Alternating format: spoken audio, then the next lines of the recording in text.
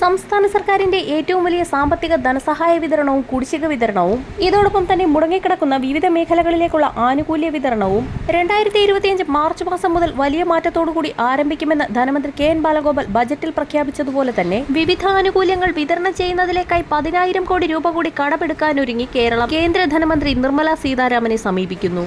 നിലവിൽ 2025 ഫെബ്രുവരി മാസത്തിലെ സാമൂഹ്യ സുരക്ഷാ പെൻഷനും മറ്റ് ആനുകൂല്യങ്ങളുടെയും വിതരണം അവസാന ഘട്ടത്തിലാണ്.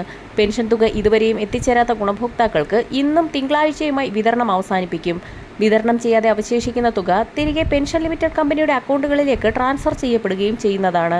ഇതോടൊപ്പം തന്നെ വിധവ, വാർദ്ധക്യ, ഭിന്നശേഷി പെൻഷനുകൾ, അവിവാഹിത പെൻഷനുകൾ കൈപ്പറ്റുന്ന ഗുണഭോക്താക്കൾക്ക് മാർച്ച് മാസം മുതലുള്ള പെൻഷൻ തുകയും തുടർന്നുള്ള കുടിശ്ശിക ആനുകൂല്യങ്ങളും ലഭ്യമാകുന്നതിനായി മാർച്ച് മാസം 1 മുതൽ 28 വരെയുള്ള കാലയളവിനുള്ളിൽ മസ്റ്ററിംഗ് പോലെയുള്ള നടപടികളും നിർബന്ധിത സർട്ടിഫിക്കറ്റുകൾ സമർപ്പിക്കൽ നടപടികളും ഇന്നു മുതൽ ആരംഭിച്ചിരിക്കുകയാണ്. തദ്ദേശീയ തലത്തിൽ വാർഡ് അടിസ്ഥാനമാക്കിയുള്ള സോഷ്യൽ ഓഡിറ്റിംഗ് ഇന്നു മുതൽ സജീവമാകുമ്പോൾ ഓഡിറ്റിംഗ് നിന്ന് പുറത്താക്കപ്പെടാത്ത ഗുണഭോക്താക്കളും സർക്കാർ നിർദ്ദേശിക്കുന്ന സത്യവാങ്മൂലവും നിർബന്ധിത സർട്ടിഫിക്കറ്റുകളും സമർപ്പിക്കാത്ത മുറയ്ക്ക് ഇവർക്ക് ഏപ്രിൽ മാസം മുതൽ വിതരണം ആരംഭിക്കുന്ന കുടിശ്ശികയായിരിക്കുന്ന 3 ഗഡു പെൻഷൻ തുകയ്ക്ക് അർഹതയുണ്ടായിരിക്കുകയില്ല.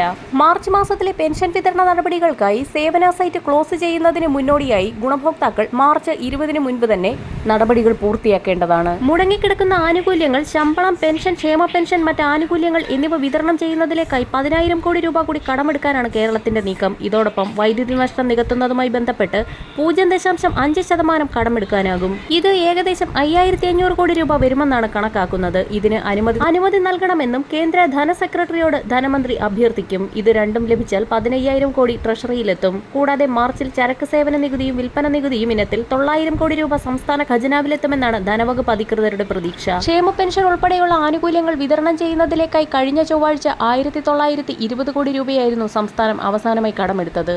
സാമൂഹ്യ സുരക്ഷയ്ക്ക് പുറമെ സർക്കാർ ജീവനക്കാരുടെ ക്ഷാമബത്ത, ക്ഷാമാശ്വാസം ഉൾപ്പെടെയുള്ള ആനുകൂല്യങ്ങൾ വിതരണം ചെയ്യാൻ തിരക്കിട്ട നീക്കമാണ് ധനവകുപ്പ് ആരംഭിച്ചിരിക്കുന്നത്. വരും മണിക്കൂറുകളിലെ സർക്കാർ അറിയിപ്പുകൾക്കായി ചാനൽ സബ്സ്ക്രൈബ് ചെയ്യാൻ മറക്കാതിരിക്കുക.